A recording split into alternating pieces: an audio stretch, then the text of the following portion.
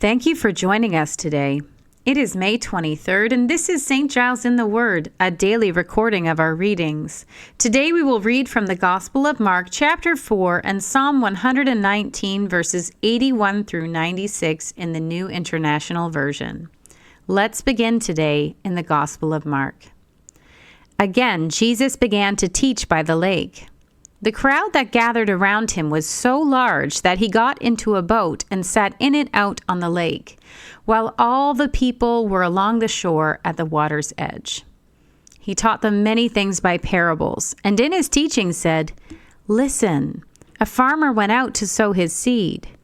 As he was scattering the seed, some fell along the path, and the birds came and ate it up.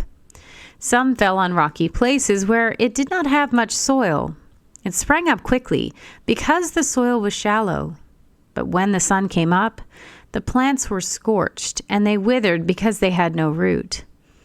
Other seed fell among thorns, which grew up and choked the plants, so they did not bear grain. Still other seed fell on good soil. It came up, grew, and produced a crop, some multiplying 30, some 60, some 100 times."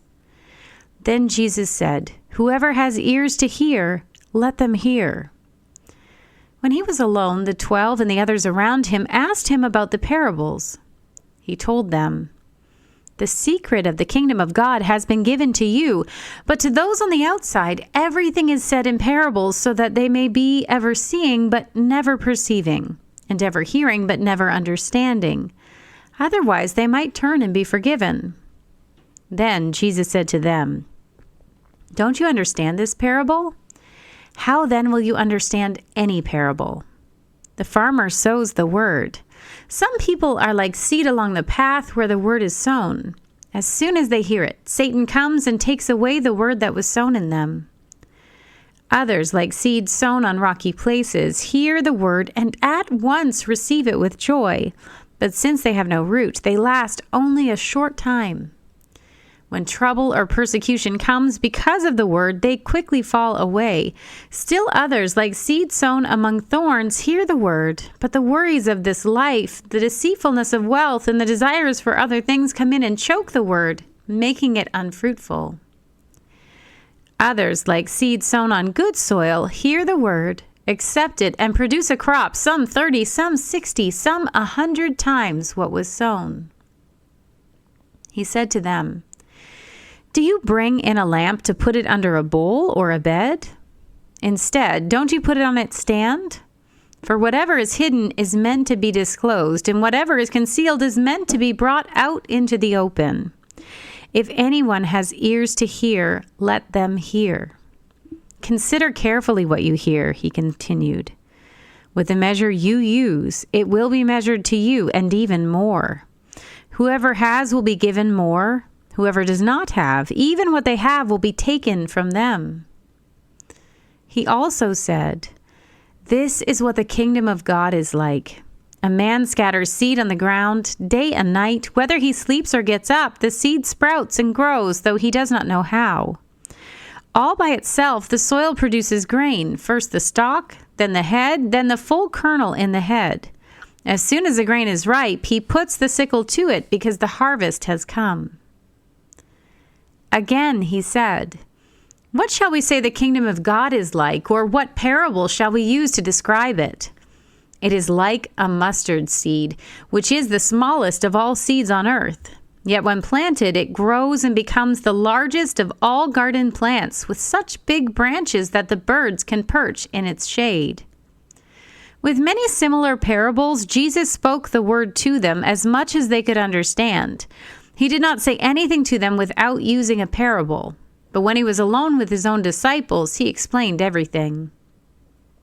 That day, when evening came, he said to his disciples, "Let us go over to the other side."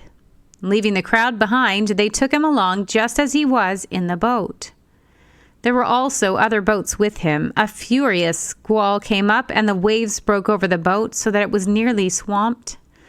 Jesus was in the stern, sleeping on a cushion. The disciples woke him and said to him, "Teacher, don't you care if we drown?" He got up, rebuked the wind, and said to the waves, "Quiet, be still." Then the wind died down, and it was completely calm. He said to his disciples, "Why are you so afraid? Do you still have no faith?" They were terrified and asked each other, "Who is this? Even the wind and the waves obey him." We turn now to Psalm 119, beginning at verse 81. My soul faints with longing for your salvation, but I have put my hope in your word. My eyes fail looking for your promise. I say, when will you comfort me? Though I am like a wineskin in the smoke, I do not forget your decrees. How long must your servant wait? When will you punish my persecutors? The arrogant dig pits to trap me, contrary to your law. All your commands are trustworthy. Help me, for I am being persecuted without cause. They almost wiped me from the earth, but I have not forsaken your precepts. In your unfailing love, preserve my life, that I may obey the statutes of your mouth. Your word, Lord, is eternal. It stands firm in the heavens. Your faithfulness continues through all generations. You established the earth, and it endures. Your laws endure to this day, for all things serve you. If your law had not been my delight, I would have perished in my affliction. I will never forget your precepts, for by them you have preserved my life. Save me, for I am yours. I have sought out your precepts. The wicked are waiting to destroy me, but I will ponder your statutes. To all perfection I see a limit, but your commands are boundless. Here ends our reading for today.